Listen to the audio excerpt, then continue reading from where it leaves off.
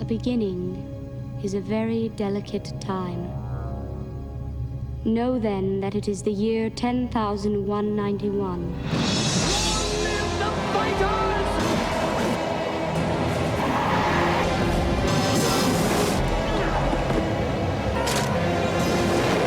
Without change, something sleeps inside us and seldom awakens. The sleeper must awaken.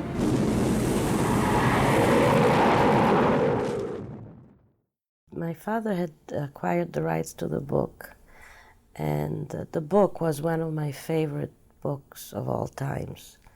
I had read, at the time, I think there were only 3 out. And so I very much wanted to be involved. I thought it was a good book, but more important, I thought David was a good director. And these two things said, well, out of this something good must come. Well, when I read the book, I didn't really see how they were going to make a movie out of it.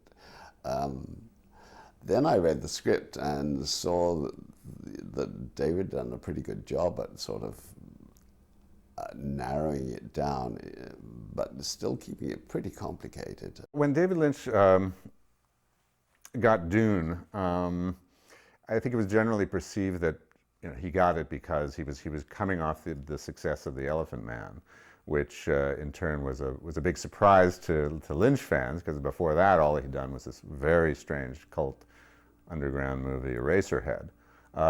So it was perceived as risky but exciting, and people their hats were off to Dino De Laurentiis for taking a chance with this sort of almost avant-garde director, but he had proven himself as a commercial director with The Elephant Man. There was a lot of excitement about this movie because, well, for one thing, from all the Frank Herbert fans. I mean, Dune was an enormous cult science fiction novel that people had been trying to make into a movie for years and years and years, and now they were finally going to do it, so the anticipation was very high. I see the truth of it. Could he be the one? Maybe.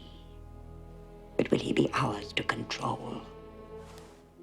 There are some books that should never be made into movies. Moby Dick is one of them. It's been made several times now, and it's never made well. Moby Dick is one of those things that is a book. Leave it as a book. As we say in Yiddish, lassen gehen, let be. Don't mess with it. There are some things you just don't screw with.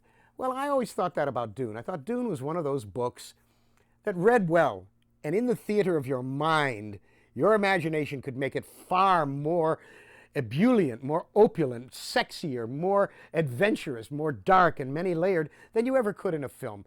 I always felt that one of the problems, or one of the mistakes maybe that we made, was to try and be too faithful to the book. It was such an incredible undertaking to just try and tell that story with all those characters, all those planets, all those worlds, and but we did it somehow.